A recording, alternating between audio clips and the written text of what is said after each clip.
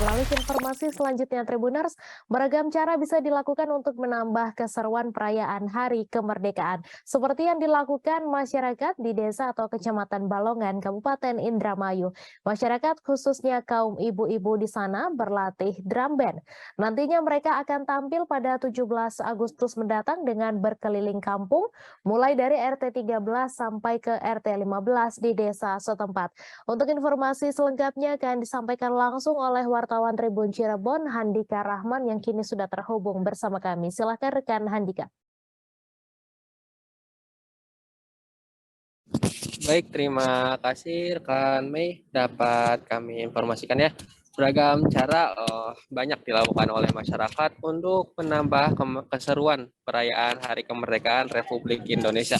Salah satunya yang dilakukan masyarakat di Desa Balongan, Kecamatan Balongan, Kabupaten Indramayu, Jawa Barat.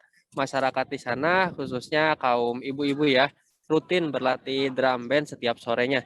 Nantinya mereka akan tampil pada momen 17 Agustus 2022 nanti dengan berkeliling kampung mulai dari RT 13 sampai dengan RT 15 di desa setempat.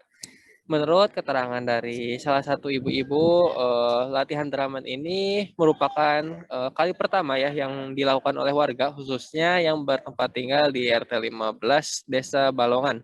Untuk menambah keseruan, penampilan drum band yang nantinya akan ditampilkan oleh ibu-ibu tersebut sengaja akan menggunakan alat-alat rumah tangga seperti panci bekas, ember bekas, seng, botol, hingga tong sampah bekas. Para ibu-ibu tersebut mengaku sangat senang ya dengan adanya kegiatan tersebut. Selain untuk memeriahkan HUT RI ke-77, kegiatan ini sekaligus menjadi hiburan bagi mereka dan untuk menambah kekompakan antar sesama warga. Demikian, Mei, laporan langsung dari Indramayu, Jawa Barat. Dikembalikan lagi ke studio. Terima kasih rekan Handika atas laporan Anda. Selamat bertugas kembali.